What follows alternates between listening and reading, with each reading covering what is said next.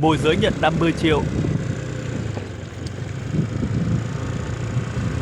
Bán dãy nhà một lầu, 110 m² xã Long Khê, Long Trạch, huyện Cần Đước, Long An, gần chùa Thiên Quan, cách khu công nghiệp Cầu Tràm 2 km, căn 4,5 m và căn 5 m, dài từ 22 đến 25 m, phun thổ cư đã hoàn công, từ 3 đến 4 phòng ngủ, 2 đến 3 toilet, cách sân bay 28 km, giá từ 2 đến 2,3 tỷ.